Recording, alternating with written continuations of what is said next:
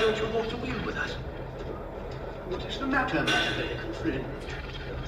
What has upset you?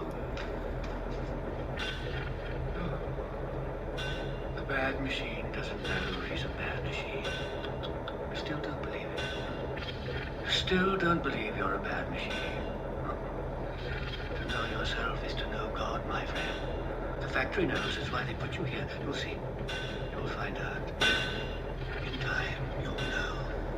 Oh, I know. I already know. I know that you are a bad machine. That's why the factory keeps you here. Do you know how I know, huh? I know because I'm from the factory. I make the machines.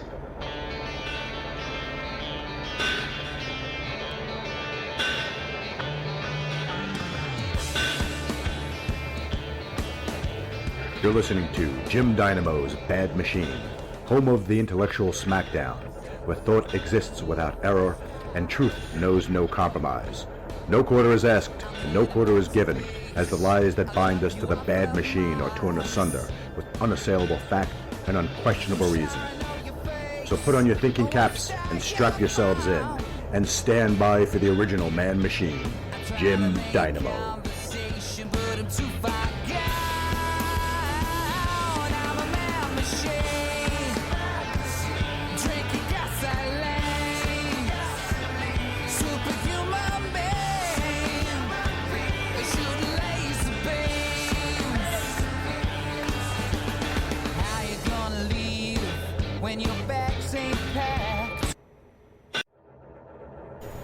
Gordius was struck curious when the eagle landed on his ox cart and rode along with him on his journey to town. Gordius was even more shocked when he arrived in Telmasus to the waiting throngs of citizens and city leaders who now welcomed him as their new king.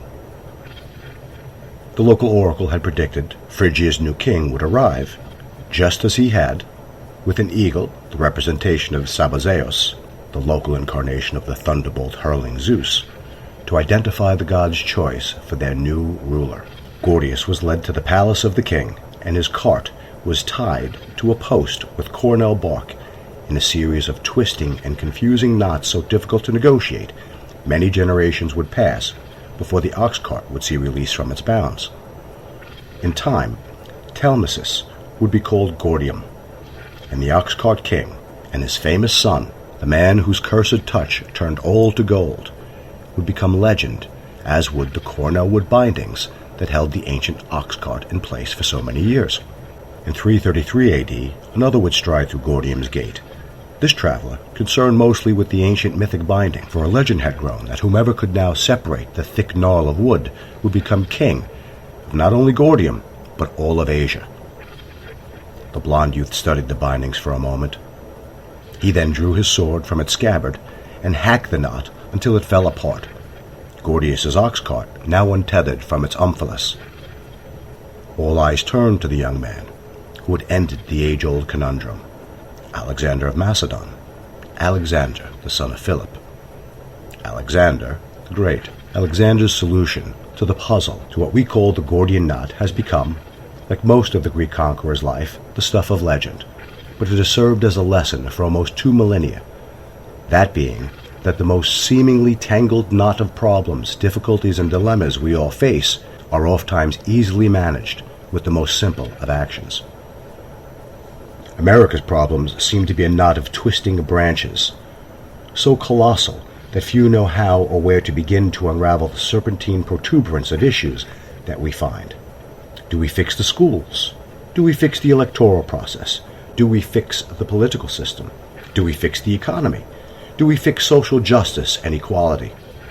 No, we don't waste our time with any of those issues for our primary strike. For that we draw our swords, and we attack the source of all America's perplexing issues, and we bring our blade with full force upon the judiciary, the judges, a group of unaccountable individuals who live above the law and outside of the constitutional rule in bold defiance of the founding document's very words. This group of unaccountable individuals has levied every societal ill upon this nation, infecting it with their personal biases, with their acceptance of society's stunting failures.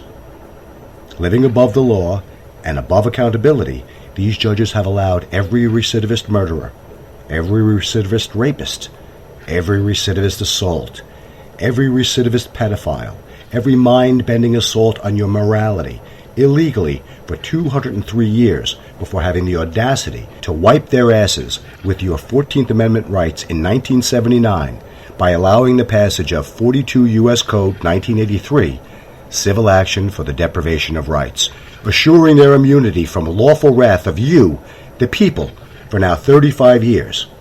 And it's time to change that. Let's sharpen our blade as we examine this. All persons born or naturalized in the United States and subject to the jurisdiction thereof are citizens of the United States and the state wherein they reside. No state shall make or enforce any law which shall abridge the privileges or immunities of citizens of the United States, nor shall any state deprive any person of life, liberty, or property without due process of law, nor deny to any person within its jurisdiction the equal protection of the laws. Section 1, Amendment 14, United States Constitution. Every person who, under the color of any statute, ordinance, regulation, custom, or usage of any state or territory, or the District of Columbia, subjects or causes to be subjected any citizen of the United States or other person within jurisdiction thereof to the deprivation of any rights, privileges, or immunities secured by the Constitution and laws, shall be liable to the party injured in an action at law, suit in equity, or other proper proceeding for redress, except that in any action brought against any judicial officer for an act or omission taken in such officer's judicial capacity, injunctive relief shall not be granted unless a declaratory decree was violated or a declaratory relief was unavailable. For the purposes of this section, any act of Congress applicable exclusively to the District of Columbia shall be considered to be a statute of the District of Columbia. 42 U.S. Code 1983. All laws which are repugnant to the Constitution are null and void. Marbury v. Madison. Every law consistent with the Constitution will have been made in pursuance of the powers granted by it. Every usurpation or law repugnant to it cannot have been made in pursuance of its powers. The latter will be nugatory and void. Thomas Jefferson. The laws of Congress are restricted to a certain sphere, and when they depart from the sphere, they are no longer supreme or binding, in the same manner that the states have certain independent power in which their laws are supreme. Alexander Hamilton. Clearly, a federal law which is contrary to the Constitution is no law at all. It is null, void, invalid, and the Supreme Court decision, which is not law, has no supremacy even if it is faithfully interpreting the Constitution. So, it is the height of absurdity to claim the Supreme Court decision that manifestly violates the Constitution as the supreme law of the land. William Jasper. Shall we be such fools as to be governed by its laws which are unconstitutional? No. The Constitution acknowledges that people have power, not reserved to itself. I am a lawyer, I am a big lawyer, and comprehend heaven and earth and hell to bring forth knowledge that shall cover up all lawyers, doctors, and other big bodies. Joseph Smith. And then do you profess to ignore the laws of the land? No, not unless they are unconstitutional. Then I would do it all the time. When the Congress of the United States, for instance, pass a law interfering with my religion or with my religious right, I shall read a small portion of the instrument called the Constitution of the United States, now almost obsolete, which says, Congress shall pass no law interfering with religion or with the free restriction thereof. John Taylor. United States Constitution, Article 3, the Judiciary. Section 1. The judicial power of the United States shall be vested in one Supreme Court and such inferior courts as the Congress may from time to time ordain and establish. The judges, both of the Supreme and inferior courts, shall hold their offices during good behavior and shall, at stated times, receive for their services a compensation which shall not be diminished during their continuance in office. Section 2. Judicial power shall extend to all cases in law and equity. arising under this Constitution, the laws of the United States and treaties made or which shall be made under their authority, to all cases affecting ambassadors, other public, ministers, and councils, to all cases of admiralty and maritime jurisdiction, to controversies to which the United States shall be party, to controversies between two or more states, between a state and citizen of another state, between citizens from different states, between citizens of the same state claiming lands under grants of different states, and between a state and a citizen thereof, and foreign states, citizens or subjects. In all cases affecting ambassadors and other public ministers and council, and those in which the state shall be party, the Supreme Court shall have original jurisdiction. And in other cases before mentioned, the Supreme Court shall have appellate jurisdiction, both as to law and fact, with such exceptions, and under such regulations as Congress shall make. The trial of crimes, except in the cases of impeachment, shall be by jury, and such trial shall be held in the state whereas the crimes shall have been committed, but not when committed within the state. The trial shall be at such place or places as the Congress may by law have directed. Section 3.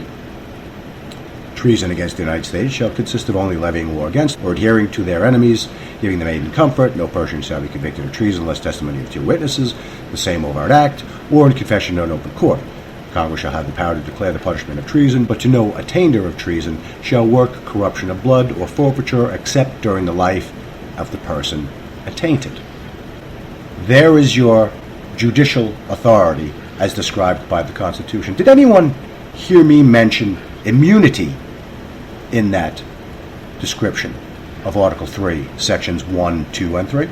When we read the 14th Amendment, we see that we're all bound to be held equal under the law, and yet we see somewhere in 1979 that the courts, once and for all, gave themselves legal authority to violate your constitutional rights. A segment of the population who derives their authority from the public has given themselves a power to exceed your rights. They're immune from pretty much everything. According to the Supreme Court of the United States of America, they could do whatever they want. Why can they do whatever they want? Well, it's been decided that for maximum ability to deal fearlessly and impartially with the public, the burden of being subject to the court of law, a trial, would dampen a judge's enthusiasm or passion to make a decision.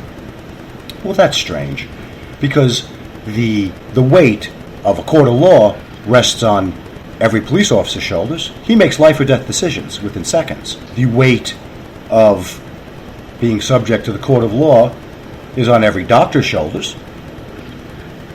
He makes life or death decisions, sometimes within fractions of a second. The weight of liability in court is on everyone who drives a car, because maybe you took a medicine that day to clear your sinuses. Maybe it made you a little loopy. Maybe you didn't have enough sleep.